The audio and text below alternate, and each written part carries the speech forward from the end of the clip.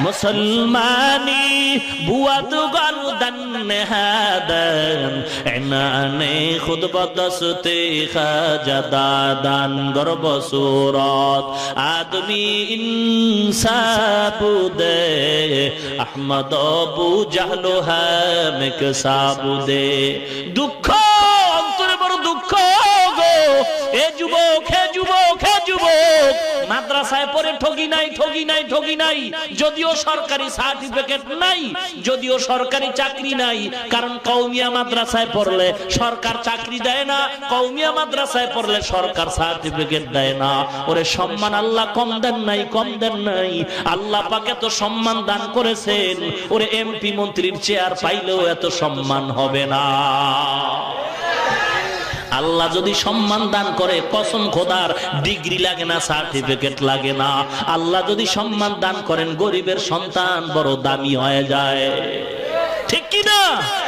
অনুরোধ হে যুবক, আমিও তো এখন যুবক, আমার তো মা বাবা বেঁচে আছেন, আল্লাহ পাক তো সম্মান কম দেন নাই। এ যুবক তুই স্কুলে কলেজে পড়ো, বাধা দেখছি না, বিরোধিতাও করছি না।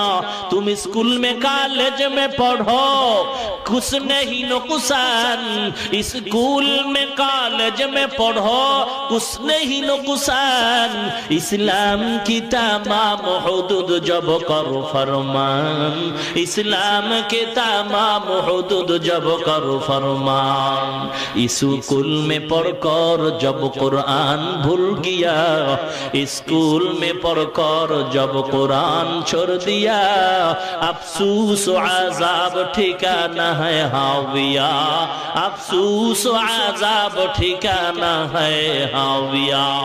এ বান্দা, স্কুলে পড়ো, কোনো বাধা নাই, তোমার সাথে আমি গালি দিচ্ছি না। স্কুলে পড়ুয়ারা যেমন মাদ্রাসাওয়ালাদের বাঁকা চোখে তাকাও, আমরা মাদ্রাসাওয়ালারা আমার অন্তরের কথা বলি, আমি স্কুলওয়ালাদের বাঁকা অন্তরে তাকাই না। কারণ স্কুল দরকার আছে, স্কুলে পড়ে ইঞ্জিনিয়ার হইবা, স্কুলে পড়ে ডাক্তার হও, কলেজে পড়ে ভার্সিটিতে পড়ে তুমি ইঞ্জিনিয়ার হও, ডক্টর হও। কারণ আমি মোল্লা যখন বিল্ডিং বানাবো, তোমার মতো ইঞ্জিনিয়ার আমার লাগবে, আর তোমার যখন বাপ মরবে জানাজার জন্য আমার মতো টুপিওয়ালাও তোমার লাগবে। নবীর উম্মত, অতএব হিংসা করার সুযোগ নাই।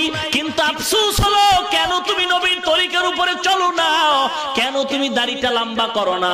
কই দাড়ি রাখছি, টুপি মাথায় দিলাম, লম্বা জামা পরলাম, জীবনে সুদ খাইলাম না, মিথ্যা কথা বললাম না, হারাম কামাই করলাম না, কই আমরা তো না খায় মরি নাই, আমরা তো অশান্তিতে আছি এমনটাও না। আল্লাহ এত সম্মান আর শান্তি দান করেছেন। হে যুবকরে, অনুরোধ করে বলছি, তুমি কেন পারবা না? তোমার অন্তরের একটু প্রশ্ন করিও, কয়েকদিন আর বাঁচবা, খবর কি পাও নাই? কয়েকদিন আগে ঢাকা থেকে বরিশাল যাইতে মাওয়া নদীর মাঝখানে একটা লঞ্চ ডুবে গেছে, এখনো পর্যন্ত লঞ্চ পাওয়া যায় নাই। মাওয়া ঘাটে লঞ্চ ডুবছে, লাশ গিয়া পাইছে 3, 4, 6 ঘন্টার দূরের পথ চাঁদপুরে। এখনো অনেক লাশের খবর নাই। হে যুবক, এখনো কি তুই খবর পাও নাই? হুন্ডার তলে পরে কত যুবকের মরণ হয়, বাসের তলে পরে কত যুবক মারা যায়। এ বিবারিয়া রোডে আসতে গিয়া গাউসিয়া রোডে আজও দেখলাম অ্যাক্সিডেন্ট হয়ে গেছে। এমন কোন দিন নাই যে বাস অ্যাক্সিডেন্ট হয় না, হুন্ডা হয় না। যুবক রে, মায়ের থেকে বিদায় নিয়ে কয়, মা 2 ঘন্টার জন্য কসবা বাজারে বিবারিয়া যাই, বাজার করে আসবো, একটু বন্ধু বান্ধবের সাথে আড্ডা দিয়ে আসবো। 1.5 ঘন্টা পরে মায়ের মোবাইলে আওয়াজ হয়, কান্না করে কে জানো কয়, ও মা, তোমার সন্তান সাদা কাপড়ের প্যাকেট হয়ে গেছে। এ সন্তান আর কয়দিন তুমি বাঁচবা? তাকায় দেখ, কেমন কোন দিন নাই যে যুবকের লাশের খবর নাই। পত্রিকার দিকে তাকায় দেখো, পত্রিকার দিকে তাকায় দেখো, এমন একটা দিনও পত্রিকায় নাই যেদিন যুবকের লাশের খবর পাওয়া যায় না। ও যুবক, কয়দিন আর বাঁচবা? বালিশের সাথে যখন মাথা লাগায় ঘুমাও, বাতিটা যখন নিভায় দাও, তাকায় দেখো অন্তরকে একটু মনে প্রশ্ন করো। মন, ঘুমের ঘরেও তো কত মানুষের মরণ হয়। ভোর রাত্রে বিবিরে স্বামী কয়, ও বিবি 1 গ্লাস পানি দাও। বিবি দৌড়াইয়া পানি আনতে গেল, ঘরে আইসা পানি নিয়ে স্বামীর কিনারায় দাঁড়ায় দেখে স্বামী আর দুনিয়ার মধ্যে জিন্দা নাই। ডাক্তার আইনা পরীক্ষা করলো, আমার স্বামীর কোনো রোগ নাই। রাত্রিবেলা চা খাইলো, ভাত খাইলো, হাসি তামাশা করলো, হঠাৎ করে মারা গেল। কেন? কয়েকটা নতুন মরণের খবর আসছে, স্টক করা মরণ। এটার জন্য আগাম কোনো সংবাদের সুযোগ নাই। হঠাৎ ভালো মানুষ হঠাৎ মরে, কয় স্ট্রোক করে মারা গেছে। ঘুমের ঘরে যদি তুমি মইরা যাও, বলো তোমার উপায় কি হবে? মনের প্রশ্ন করো মন, আমার মতো যুবক হয়ে যদি স্কুলে পড়ে দাঁড়িয়ে রাখে নামাজ পড়ে, আমি কেন পারবো না? আমার মতো যুবক কৃষি কাজ করে নামাজ পড়ে দাড়িওয়ালা, আমি কেন পারবো না? আমার মতো যুবক দাড়িওয়ালা নামাজ পড়ে, স্কুলে পড়ে, ভার্সিটিতে পড়ে, ড্রাইভারি করে, কৃষি কাজ করে, শ্রমিকের কাজ করে, আমি কেন পারবো না? আমার মতো যুবক র্যাগ, আর্মি, বিডিআর, সরকারি চাকরিজীবী, বেসরকারি যত কিছু আছে, আমার মতো সাংবাদিক, সাহিত্যিক, ওসি, ডিসিএসপি, আমার মতো ছোট্ট যুবক নামাজি দাড়িওয়ালার অভাব নাই, আমি কেন পারবো না? আমার কপাল পড়ে গেছে, রিজিকের মালিক যে আল্লাহ, এটা অন্তরে এখনো ঢুকে নাই ভালো করে। আল্লাহ যে রিজিক দিতে পারে, এটা অন্তরে এখনো বদ্ধমূল হয় নাই। ওরে আল্লাহ পাক চাকরি ছাড়া খাওয়াইতে পারে, পারে কি পারে না? অনুরোধ করে বলছি, হে যুবক, তবে সবার কপালে হেদায়েত আসবে না, সবাই জান্নাত পাবে না। মুসলমান হয়তো দুই একটা যুবক যদি এখানে তওবা করে, ওয়াদা করে, জীবনে আর কোনোদিন নামাজ ছাড়বো না, দাড়ির মধ্যে অস্ত্র লাগাবো না, কারণ আমার নবীর দুনিয়ার বেঈমানরা কম কাদান কাদায় নাই। আমার নবীর মা নাই, বাবা নাই, এরপরও নবীর রাস্তায় গলায় গামছা লাগায় লাগায় টানতো। আমার নবীরে কত কষ্ট দিছে বেদিন আর বেঈমান। আমার নবী পেটে পাথর বাঁধছে, এরপরও কত আঘাত। আমার নবীর হাঁটার পথের মধ্যে কাঁটা দিয়ে আঘাত করেছে, আমার নবীর গলায় গামছা লাগায় লাগায় টানা হেসরা করছে, আমার নবীর ঢিল মারতো, পাথর মারতো, আমার নবী চোখের পানি ছেড়ে কাঁদতেন, বরদোয়া করতেন না। কত বেঈমানরা নবীরে কাঁদাইলো, এখনো বেঈমানরা, ইহুদির দালালরা নবীরে কত কষ্ট দেয়, গালি দেয়। যুবকরে, তুমি যদি নবীর মুহাব্বতের উম্মত হও, পারলে বেদিনদের বিরোধিতা করো, ফিরাও, কিন্তু তোমার পাও ধরে বলবো, তুমি নামাজ ছাইরা দাড়ি কামায়া নবীরে আর কষ্ট দিও না। তোমার কাছে অনুরোধ, হে নবীর আশিক যুবক, ও পর্দার অন্তরালের মা, আমিও তো একটা মায়ের সন্তান গো মা। আমার মা বাবার জীবনটা কতই যে ধন্য, আমার মা বাবার জীবনটা বড় ধন্য। আমার মা বাবাকে বলি, মা, তোমাদের মতো ধন্য মা বাবার কে হতে পারে, যেই মা বাবার সন্তান হাজার হাজার মানুষের কোরআনের কথা শোনায়, মানুষগুলো দোয়ার জন্য দৌড়ায়। ওই মা বাবার চেয়ে ভালো মা বাপ কেউ নাই, যে মা বাবার সন্তানের আজান শুনে মানুষ মসজিদে দৌড়ায়। ওই মা বাবার জীবনটা ভালো, যেই মা বাবার সন্তানের পেছনে মানুষ দাঁড়ায় নামাজ আদায় করে। ওই মা বাবার জীবনটা ধন্য, যেই মা বাবার সন্তান আলেম হয়, কোরআনে হাফেজ হয়। এ মুসলমান, অনুরোধ করে বলছি, একই বাবার ঘরে 5টা ছেলে, একটারে পারলে আলেম বানাও, হাফেজ বানাও। অনুরোধ করে বলছি, কপাল পুরু বানাও। আমার নবী এখনো মদিনায় জিন্দা, নবী উম্মতের জন্য কাঁদতেছেন। নবীর মায়া যদি থাকে, আল্লাহর কাছে তওবা করো, আল্লাহ, জীবনে নামাজ ছাড়বো না, সন্তানদের আর বেদিনের পথে বানাবো না, আজকে থেকে নামাজ 5 ওয়াক্ত পড়বো, দাড়িটাও লম্বা করব। রিজিকের মালিক আল্লাহ, সম্মানের মালিক আল্লাহ, ইজ্জত হায়াতের মালিক আল্লাহ, মউতের মালিক আল্লাহ। অতএব আমার টেনশন নাই, আমি যদি আল্লাহর হয়ে যাই, আল্লাহ আমার সব ব্যবস্থা করে দিবেন। ও মুসলমান মা বোনেরা, ও বৃদ্ধ বাবাজিরা, অন্তরটা কি চায় না একজন আলেমের মা হবেন, বাবা হবেন? অন্তর যদি চায়, অনুরোধ করি আল্লাহর কাছে দোয়া করেন, একটা সন্তান আলেম বানান।